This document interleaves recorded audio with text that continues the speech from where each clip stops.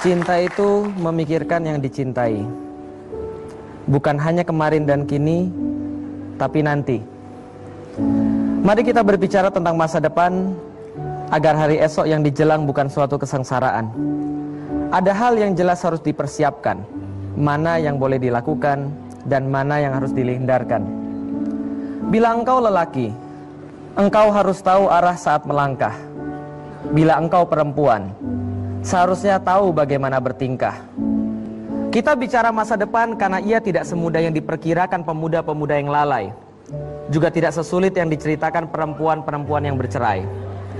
Setiap muslimah tentu saja menginginkan lelaki yang bertanggung jawab, yang menghargai kelebihan kebaikannya, dan yang memaafkan kealpaan kekurangannya.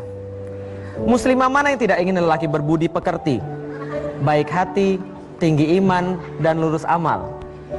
Muslimah selalu menanti lelaki elok akhlak padan rasa, yang memiliki kelembutan dengan anaknya, dengan istrinya dia mesra.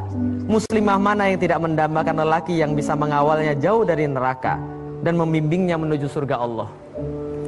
Lelaki mana yang tidak suka dengan wanita yang cerdik cendekia lagi berparas menawan, yang lisannya seanggun geraknya. Lelaki yang baik pasti menyukai wanita lemah lembut lagi santun, pintar membahagiakan suami dengan masakan dan perhatian, tidak tamak harta dan selalu menjaga kehormatan. Lelaki mana yang tidak memimpikan wanita yang mendukungnya dalam kebaikan dan mengeluarkan kebaikannya, dirindukan bila ditinggal dan menyenangkan bila berjumpa. Sialnya, kita hidup di zaman kapitalisme yang mengajarkan lelaki dan wanita masa kini untuk memperhatikan fisik bukan isi, perhatikan badan bukan iman. Kapitalisme sukses menjadikan kebahagiaan materialistis sebagai tujuan tertinggi, hingga buat sebagai tujuan yang tertinggi. Maka hedonisme, anak kandung kapitalisme, sukses menjadikan lelaki hanya peduli nikmat sampai batas kulit. Wajar bila kita melihat di mana-mana lelaki jadi miskin tanggung jawab dan fakir komitmen. Bila lelaki yang tidak lulus ujian tanggung jawab dan komitmen, merekalah yang akhirnya masuk dalam jurusan pacaran. Cinta disempitkan dalam arti pacaran, terbatas pada rayuan palsu dan gandengan tangan. Padahal pendamping yang saleh tiada pernah didapatkan dari proses pacaran, karena kesalehan dan kebatilan jelas bertentangan. Hak dan batil tidak akan pernah bertemu, bagaikan fata morgana yang janjikan kemuliaan semu. Bagaimana bisa lelaki yang sudah memahami pacaran itu perbuatan yang dilarang oleh Allah, memaksa dengan berbagai alasan agar engkau berbagi dosa dengan dia, melawan Allah? Lalu yang seperti ini bisa jadi panduan setelah menikah? Sebelum halal saja dia sudah berani katakan sayang kepadamu. Jangan heran bila setelah dia menikah, dia berani katakan itu pada wanita-wanita yang lain.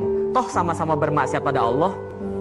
Jika sebelum akad saja ia sudah berani melabuhkan tangannya pada tubuhmu, jangan heran bila setelah menikah ia mampu lakukan itu pada wanita-wanita yang lain.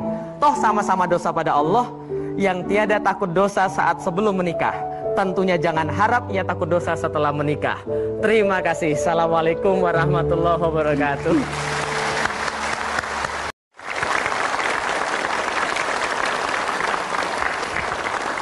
Cinta itu memikirkan yang dicintai, bukan hanya kemarin dan kini, tapi nanti. Mari kita berbicara tentang masa depan, agar hari esok yang dijelang bukan suatu kesengsaraan. Ada hal yang jelas harus dipersiapkan, mana yang boleh dilakukan dan mana yang harus dihindarkan.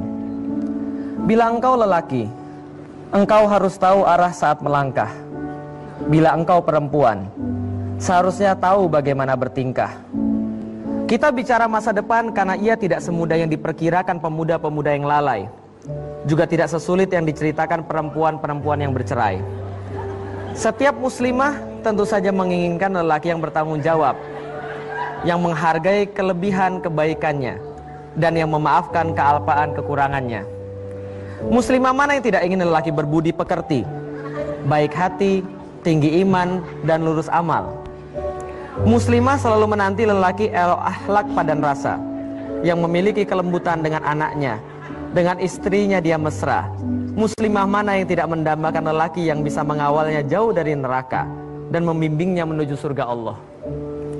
Lelaki mana yang tidak suka dengan wanita yang cerdik cendekia lagi berparas menawan, yang lisannya seanggun geraknya. Lelaki yang baik pasti menyukai wanita lemah lembut lagi santun, pintar membahagiakan suami dengan masakan dan perhatian, tidak tamak harta dan selalu menjaga kehormatan. Lelaki mana yang tidak memimpikan wanita yang mendukungnya dalam kebaikan dan mengeluarkan kebaikannya, dirindukan bila ditinggal dan menyenangkan bila berjumpa.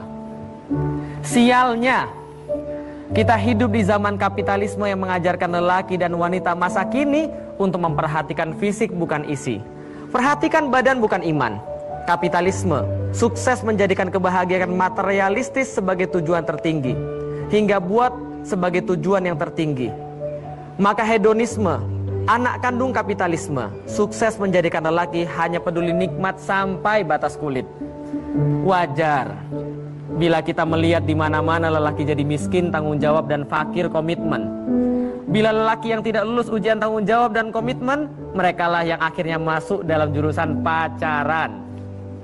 Cinta disempitkan dalam arti pacaran, terbatas pada rayuan palsu dan gandengan tangan. Padahal pendamping yang saleh tiada pernah didapatkan dari proses pacaran, karena kesalehan dan kebatilan jelas bertentangan. Hak dan batil tidak akan pernah bertemu, bagaikan fata morgana yang janjikan kemuliaan semu. Bagaimana bisa lelaki yang sudah memahami pacaran itu perbuatan yang dilarang oleh Allah, memaksa dengan berbagai alasan agar engkau berbagi dosa dengan dia, melawan Allah? Lalu yang seperti ini bisa jadi panduan setelah menikah?